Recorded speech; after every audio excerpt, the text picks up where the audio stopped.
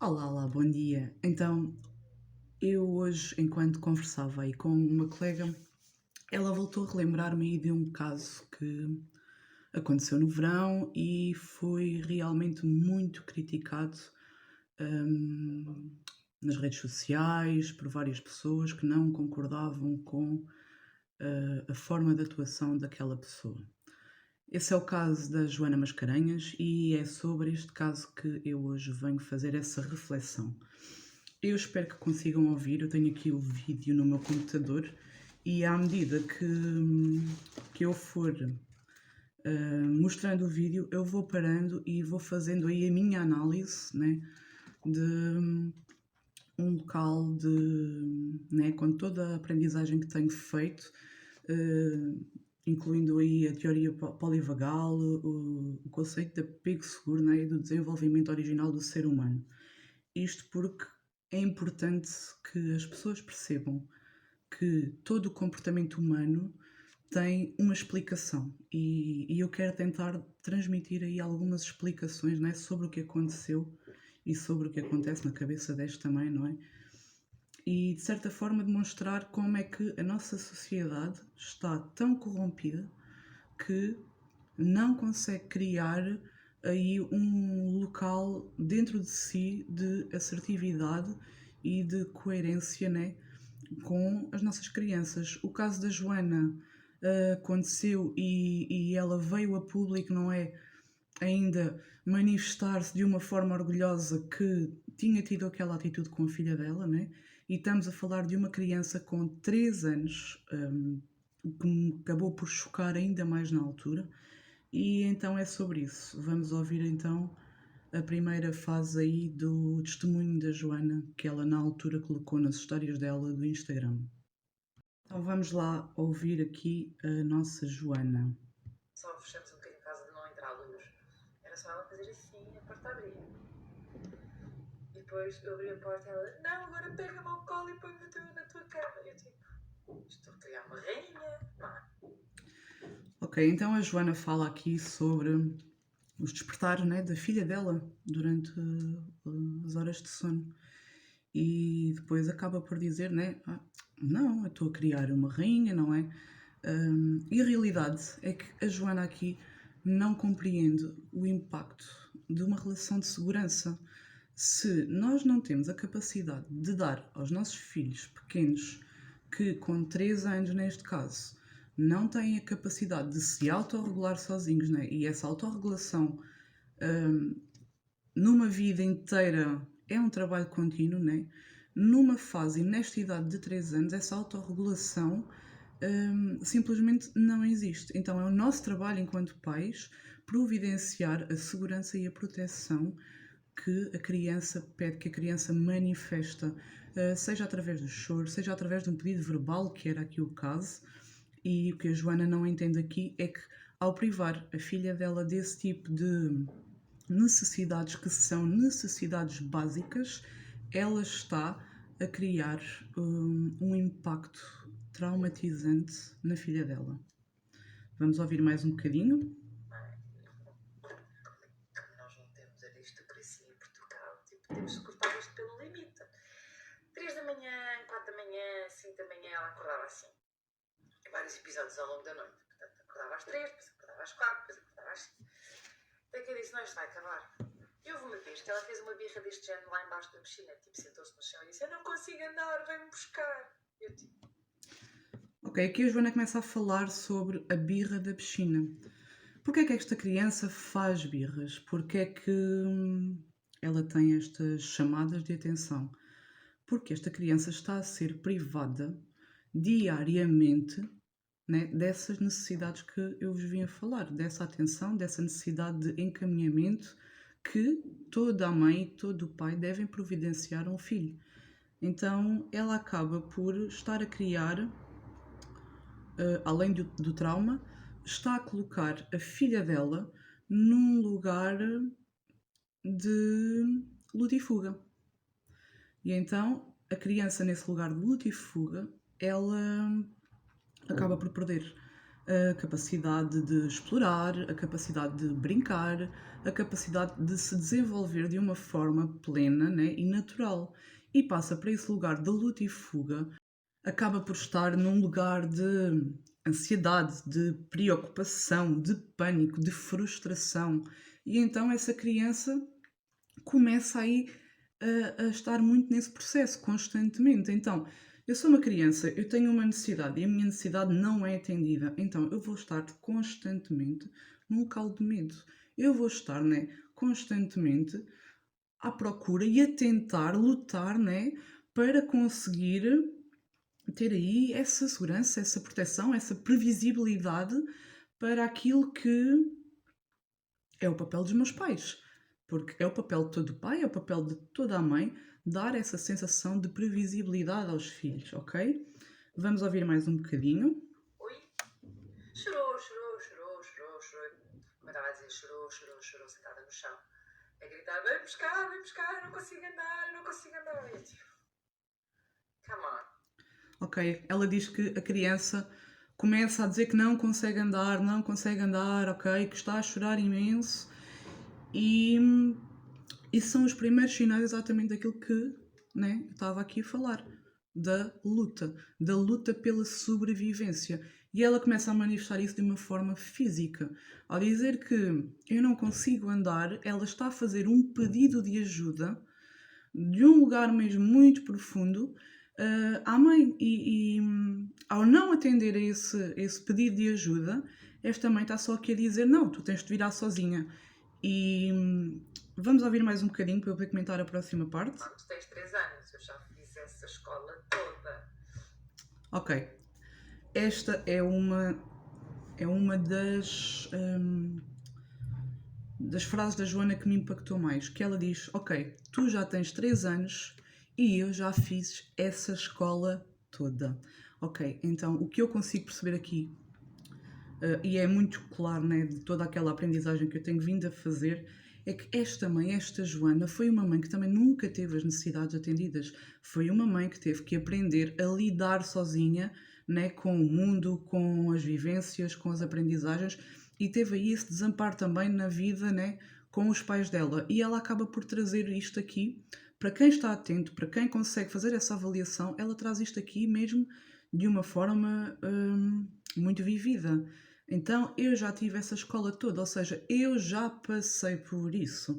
Eu também já tive a necessidade de chamar a atenção.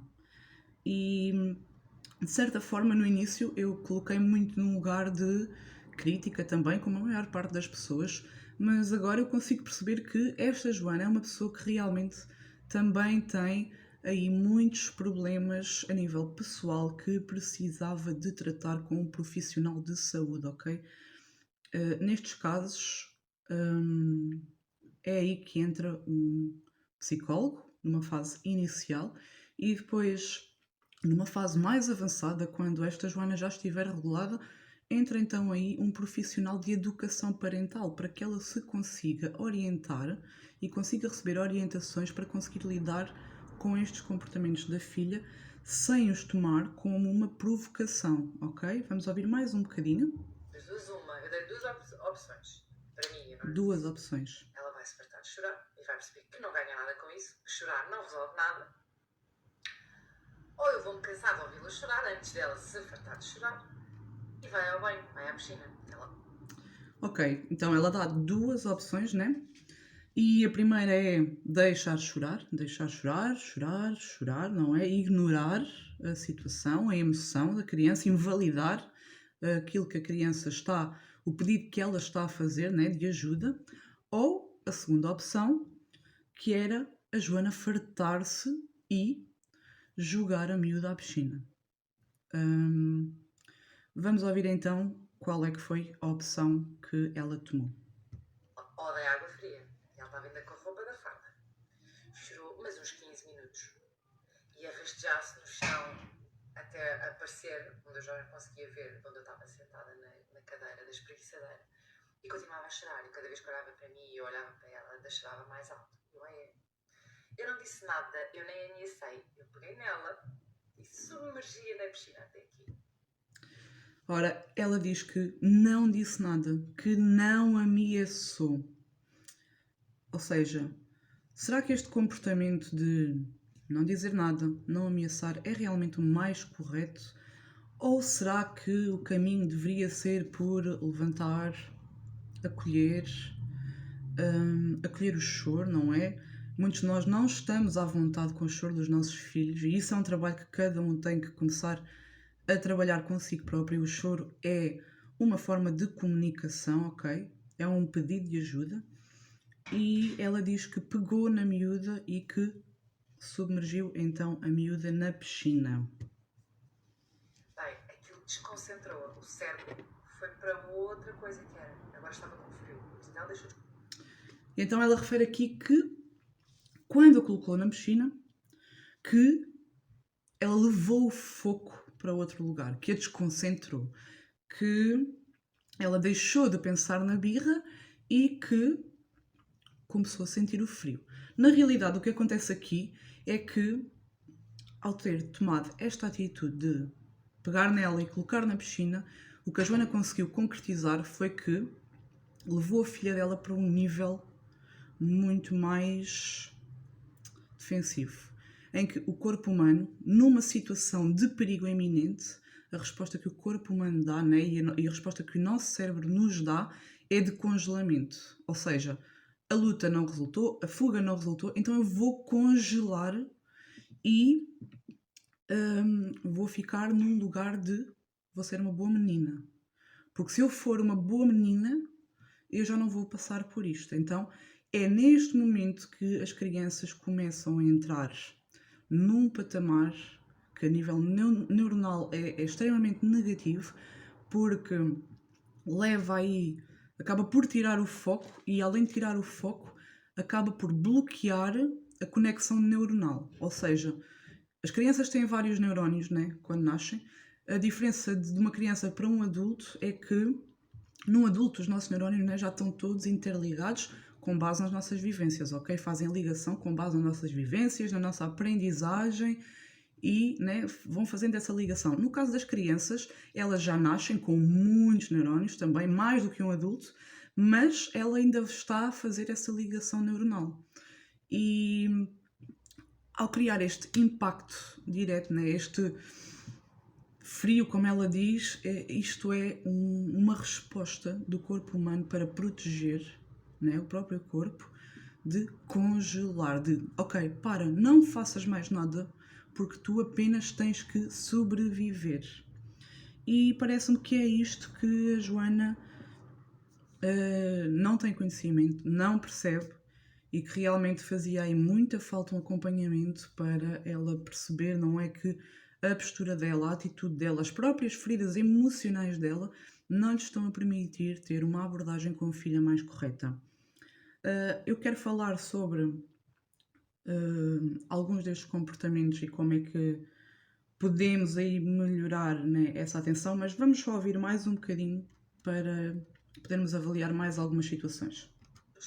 E portanto, ao eu tirar-lhe o foco da birra que ela estava a tentar ganhar, olha com quem? Com uma taurina, ela percebeu que, caramba, se calhar eu, a partir de agora, vou perder sempre. Portanto, ela já não faz nenhuma birra na piscina há mais de 10 semanas. Portanto, ela percebeu que se há birra na piscina, ela vai à água. E antes de ontem, eu lembrei-me, se não foi ontem, foi antes de ontem, eu lembrei-me que era tipo aí 5 da manhã e ela estava tipo a chorar. Pronto, e a Joana acaba por dizer que ela nunca mais fez uma birra na piscina. E entretanto, o vídeo depois acaba por já não se prolongar mais, mas eu lembro-me que ela referiu que à noite a miúda, por volta das 5 da manhã, também numa birra assim idêntica, né? Que pegou na miúda e a pôs na banheira debaixo de água fria. Lá está, voltou-lhe a dar a mesma resposta quando houve um pedido de ajuda. E o que é que isto foi interiorizar na pequena? Que, outra vez, eu tenho que entrar num local de congelamento, num local de proteção, de sobrevivência, e eu não posso chorar. Eu não posso chorar, eu tenho que ser uma boa mulher. Então, é aqui que eu gosto de trazer um bocadinho de um dos estudos que vem muito na minha formação e que eu vou estudar mais profundamente, que é a teoria polivagal, que foi uma teoria que surgiu em 1995 pelo Dr. Stephen Porges, e ele começou a estudar isso ainda nos anos 80, 1980, aí, e isto é o estudo do quê? E o que é que o sistema nervoso nos traz? Primeiro, ele age sozinho, nós não damos qualquer tipo de comando, não há como haver ali um controle, não é? É como o bater do coração, não é? Que nós não controlamos, é como a respiração que nós temos que fazer naturalmente, não é? Senão não sobrevivemos. E o Dr. Stephen Porges ele chegou à conclusão que é possível ativar aí o sistema autónomo, né? E é possível trabalhar esse sistema autónomo para dar melhores respostas. E então existe aí um nervo que é um nervo chamado nervo vago ventral, que é uma pequena porção do nervo vago, né? Que garante a sensação de segurança. E onde é que começa aí essa programação da segurança? Começa exatamente no tronco cerebral, né, que é a parte mais primitiva que se começa a moldar logo dentro do útero, e é uma parte que trabalha aí muito o sensorial, o motor, a sobrevivência, né? E é aí que se desenvolve o vago dorsal, a partir das 9 semanas, quando nós ainda estamos dentro do útero, ok? Depois, a partir ali das 16, 23 semanas, começa-se a formar o sistema nervoso simpático, que é quando, e nós podemos ter muito uma percepção disso, as mulheres que estão grávidas conseguem ter essa percepção, que é quando o bebê começa a chutar, que é quando começam a perceber o movimento, daí ser entre as 16 e as 23 semanas. Algumas mulheres conseguem perceber a partir das 16 semanas e já esse movimento, né? E então é esse o desenvolvimento aí do sistema nervoso simpático. E depois o vago ventral então começa a desenvolver-se a partir das 23 semanas, mas só começa ali a ter um boost de desenvolvimento a partir das 30 semanas até um ano de vida, ou seja, já depois de nascer. E isto coincide com o desenvolvimento dos sentidos, ok? Com o nervo da segurança. Quando eu digo desenvolvimento dos sentidos, e depois aí, né, quando há esse desenvolvimento que é o córtex, não é? Que é a parte que está em volta, né, mais né, na parte de fora do cérebro, que é onde estão aí esses neuróniozinhos que eu já vos falei. É aí que se começa a providenciar, né, essas ligações neuronais, que lá está, os neurónios já lá estão todos e existem muitas quantidades. O que acaba por acontecer é que com as vivências, né, que cada um tem, que são todas diferentes, né, cada um tem a sua capacidade de olhar uma situação, de reagir e responder a uma situação, né, e conforme essas respostas vai havendo aí então essa conexão neuronal. E essa conexão neuronal é diferente de umas pessoas para outras. E é aí que entra também essa capacidade de proteção que nos tem que ser transmitida então pelos nossos pais, pelos nossos cuidadores, né? E por todas as pessoas que lidam connosco. Seja o pai, seja a mãe, seja avós, seja educadores, seja os médicos. Toda e qualquer pessoa que vá ter contacto com essa criança vai de alguma forma deixar uma mensagem, né, no nosso cérebro e vai contribuir para essas ligações neuronais.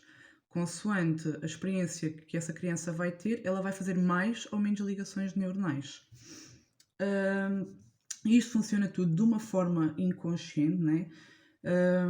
O nosso radar, né, vamos chamar assim, o nosso radar é completamente individual, lá está.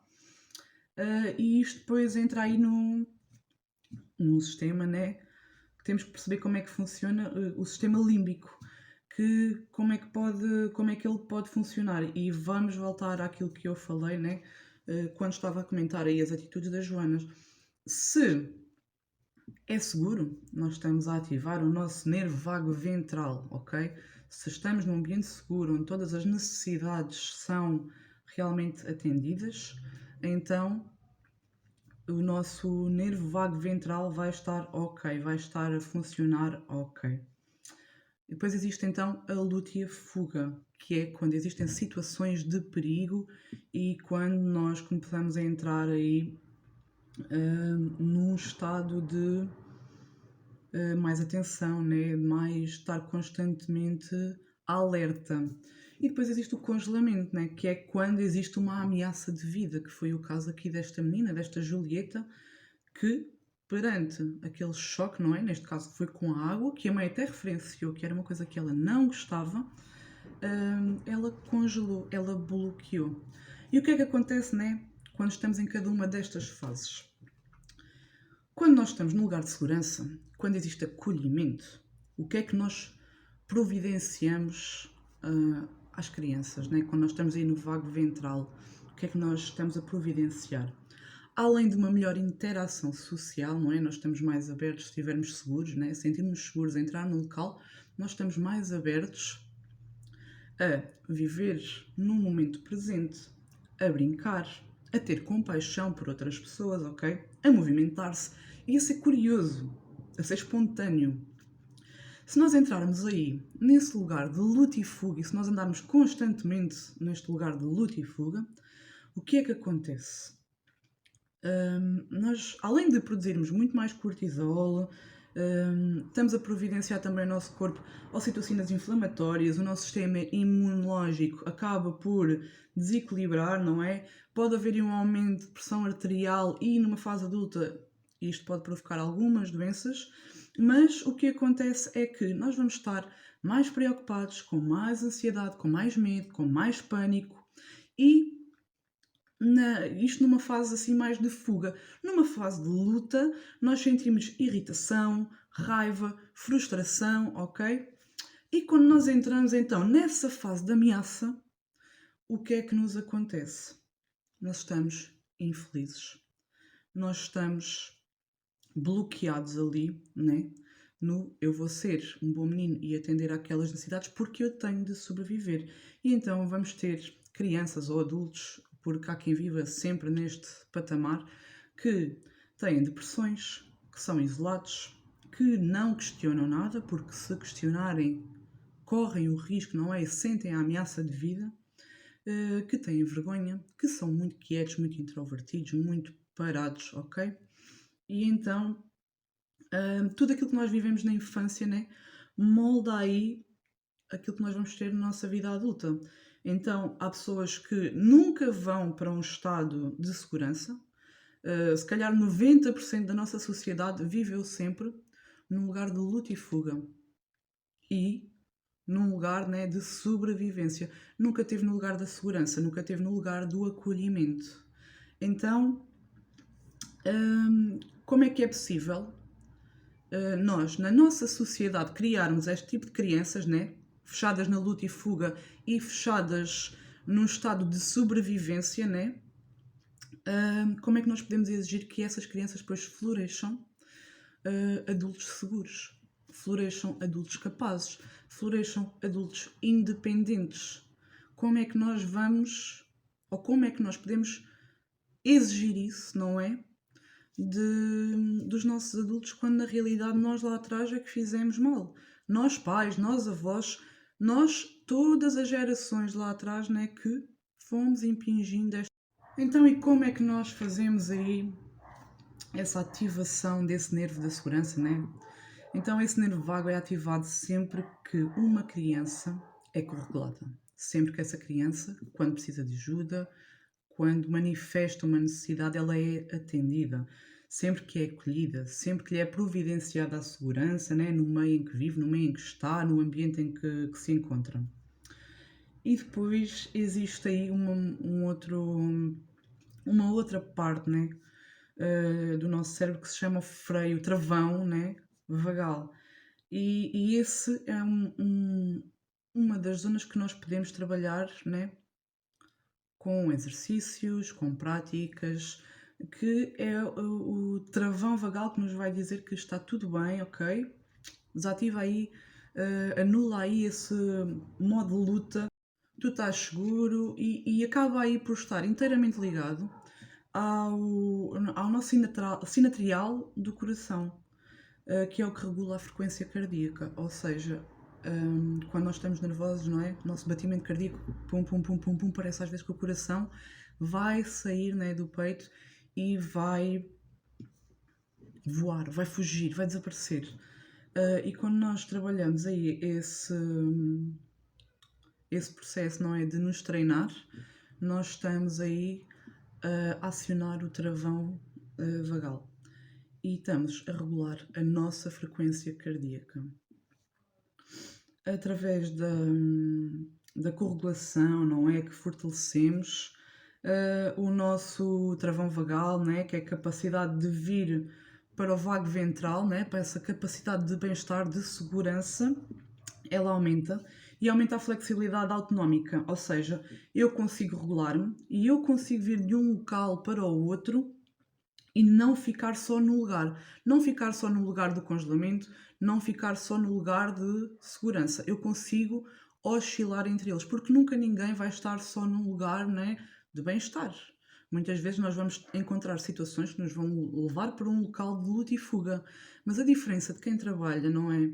Aqui é estas capacidades, é de que nós conseguimos corregular-nos ou regular-nos, no nosso caso, né, de adultos, para irmos para o lugar do bem-estar. E quando nós trabalhamos isso desde cedo e quando nos ajudam a trabalhar isso, é isso que acontece na vida adulta. Nós vamos ter a capacidade de parar, avaliar e perceber como é que isso nos está a fazer sentir, né? Como é óbvio. Vamos lidar com isso, com esse sentimento ou com essa emoção que despolutou e vamos conseguir criar essa flexibilidade de ir para um lugar de